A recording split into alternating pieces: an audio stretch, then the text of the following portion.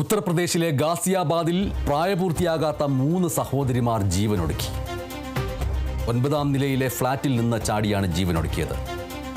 3 പേരും Korean online ഗെയിമുകൾക്ക് അടിമപ്പെട്ടിരുന്നുവെന്നാണ് കുടുംബാംഗങ്ങൾ പറയുന്നത്. മൂവരെയും മാതാപിതാക്കൾ ഓൺലൈൻ ഗെയിമുകൾ കളിക്കരുത് എന്ന് പറഞ്ഞ് വിലക്കിയിരുന്നു.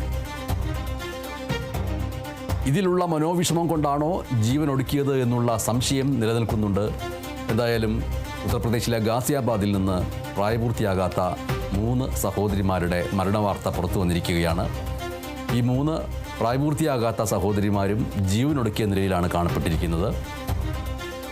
9ാം നിലയിലെ ഫ്ളാറ്റിൽ നിന്ന് ചാടി ജീവനൊടുക്കിയ നിലയിലാണ് 3 പേരുടെയും 3 കുട്ടികളുടെയും മൃതദേഹങ്ങൾ കണ്ടെത്തിയിരിക്കുന്നത്. ഈ 3 കുട്ടികളും ഓൺലൈൻ ഗെയിമുകൾക്ക്, അതും കൊറിയൻ ഓൺലൈൻ ഗെയിമുകൾക്ക് അടിമപ്പെട്ടിരുന്നുവെന്നാണ് കുടുംബം പറയുന്നത്. അങ്ങനെ അടിമപ്പെട്ടതിനെ തുടർന്ന് മറ്റെല്ലാ കാര്യങ്ങളിലും ശ്രദ്ധ നഷ്ടപ്പെട്ട് പൂർണ്ണ സമയവും ഈ ഗെയിമിൽ മുഴുകിയിരിക്കുകയും സാമൂഹ്യ ജീവിതവും കുടുംബജീവിതവും ഒന്നും ഗൗനിക്കാതിരിക്കുകയും ചെയ്തിരുന്ന അവസ്ഥയുണ്ടായിരുന്നു. പഠനത്തിൽ ശ്രദ്ധിക്കാതിരുന്ന അവസ്ഥയുണ്ടായിരുന്നു എന്നൊക്കെയാണ് കുടുംബാംഗങ്ങൾ പറയുന്നത്. ഈ 3 പേരെയും മാതാപിതാക്കൾ ഓൺലൈൻ ഗെയിമുകൾ കളിക്കരുത് എന്ന് പറഞ്ഞ് വിലക്കിയിരുന്നുവെന്ന് ആ മാതാപിതാക്കൾ അറിയിച്ചതായിട്ട് പോലീസ് അറിയിക്കുന്നു. ഇതിൽ മനംനൊന്താണോ ജീവനൊടുക്കിയത് എന്നുള്ള കാര്യത്തിൽ സംശയമുണ്ട്. ഉത്തർപ്രദേശിൽ നിന്നാണ് ഈ ജീവനൊടുക്കലിൻ്റെ വാർത്ത പുറത്തു വന്നിരിക്കുന്നത്, ഗാസിയാബാദിൽ നിന്ന്.